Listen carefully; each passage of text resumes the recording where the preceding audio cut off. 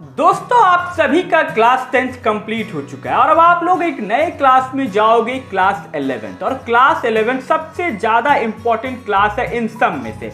लेकिन बहुत सारे बच्चों के मन में एक डाउट रहता है कि क्लास 11th में कौन सा सब्जेक्ट बेहतर है, हमें कौन सा सब्जेक्ट लेना चाहिए, हमें साइंस लेना चाहिए या आर्ट्स लेना चाहिए या फिर कॉमर्स लेना चाहिए। और उन्हें ये बिल्कुल समझ में नहीं आ रहा होता है कि हमारे लिए क्या बेस्ट है। तो दोस्तों आज के वीडियो में मैं आप सभी को बताऊंगा कि आपके लिए क्लास 11th में कौन सा सब्जेक्ट बेस्ट है। आपके लिए साइंस अच्छा है या कॉमर्स अच्छा है या आर्ट्स अच्छा है या फिर आप डायरेक्ट गवर्नमेंट जॉब की भी प्रिपरेशन कर सकते हो। तो आपके लिए जो भी बेहतर होगा दोस्तों वो मैं आपको पूरी डिटेल से बताऊंगा। तो आप ये वीडियो अंत तक देखना दोस्तों। तो अब चलिए बगैर समय को बर्बाद किए शुरू कर लेते हैं वीडियो को। देखिए आप क्लास 11th में जो भी सब्जेक्ट चूज करोगे, आप चाहे साइंस लोगे, आर्ट्स लोगे या कॉमर्स लोगे या आप गवर्नमेंट जॉब की प्रिपरेशन करोगे, सबसे पहले तो आपका माइंडसेट एकदम क्लियर होना चाहिए कि मुझे ये सब्जेक्ट लेना है। देखिए और दूसरी चीज आपका इंटरेस्ट जिसमें हो आप उसी सब्जेक्ट को चूज करना।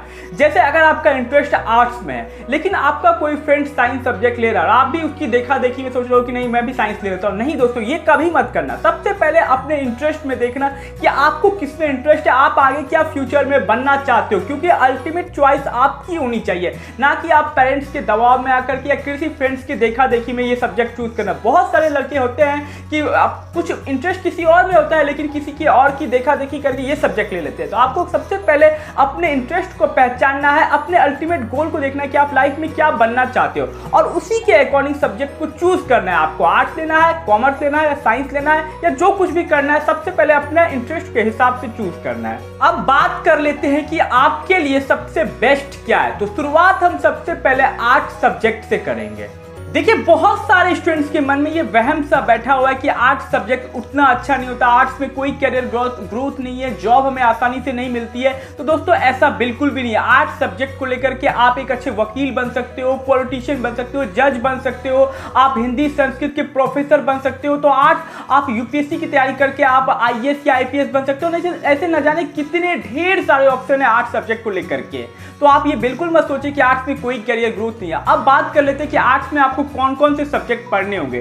तो आर्ट्स में आपको history, geography, English, political science, economics, Sanskrit, sociology, philosophy, psychology जैसे सब्जेक्ट आपको पढ़ने होंगे। तो आपको इसी में से कोई 5 सब्जेक्ट आपको 11th में और 12th में चूज करने होंगे, इन्हीं सब्जेक्ट में से। अब बात करते हैं कॉमर्स सब्जेक्ट की। देखिए कॉमर्स सब्जेक्ट को ना आर्ट्स के कंपेयर में थोड़ा सा टफ माना जाता है। पता नहीं क्यों माना जाता है लेकिन माना जाता है। आप कॉमर्स सब्जेक्ट को लेकर के बैंकिंग में जा सकते हो, आप बैंक के पीओ बन सकते हो, बैंक के मैनेजर बन सकते हो या आप सीए बन सकते हो, मतलब चार्टर अकाउंटेंट। या अगर आप आगे कंप्यूटर की पढ़ाई करना चाहते हो तो आप कॉमर्स सब्जेक्ट ले सकते हो। अगर आपका इन सब में इंटरेस्ट है दोस्तों तो आपको कॉमर्स सब्जेक्ट ही लेना चाहिए। अब बात कर लेते हैं कि आपको कॉमर्स में कौन कौन से सब्जेक्ट पढ़ने होंगे। तो आपको कॉमर्स में सबसे पहले अकाउंटेंसी आएगी, इकोनॉमिक्स आएगी, बिजनेस स्टडीज आएगी, मैथमेटिक्स आएगी और इंग्लिश जैसे सब्जेक्ट आपको कॉमर्स में पढ़ने को मिलेंगे।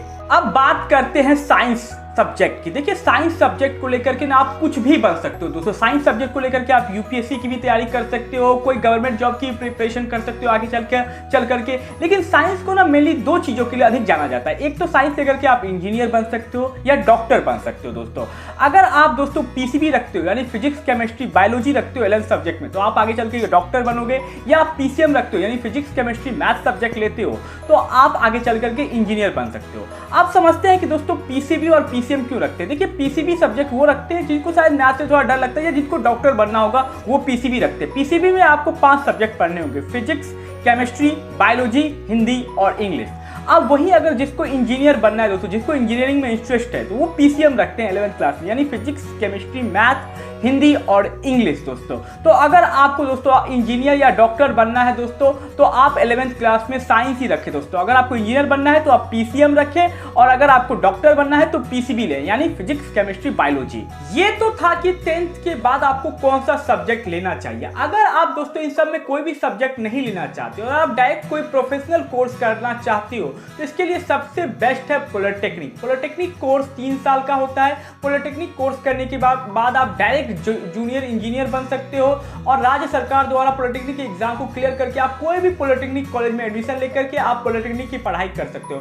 पॉलिटेक्निक की पढ़ाई करने के बाद आप डायरेक्ट दोस्तों बीटेक के सेकंड ईयर में एडमिशन ले सकते हो। आप बीटेक के फर्स्ट ईयर में एडमिशन लेने की कोई जरूरत नहीं है। तो पॉलिटेक्निक भी अच्छा कोर्स है जो डायरेक्ट 10th के बाद प्रोफेशनल कोर्स करना चाहते हैं। ये थी दोस्तों पूरी जानकारी कि हमें 11th क्लास में कौन सा सब्जेक्ट लेना चाहिए। तो मैं उम्मीद करूंगा कि आपको वीडियो अच्छी लगी होगी। अगर आपको वीडियो अच्छी लगे तो वीडियो को लाइक जरूर कर दे और चैनल को प्लीज सब्सक्राइब कर ले और बेल आइकन को जरूर प्रेस कर ले, ताकि जब भी हमारी कोई अगली वीडियो आए तो उसका नोटिफिकेशन आपको जल्द से जल्द मिल पाए।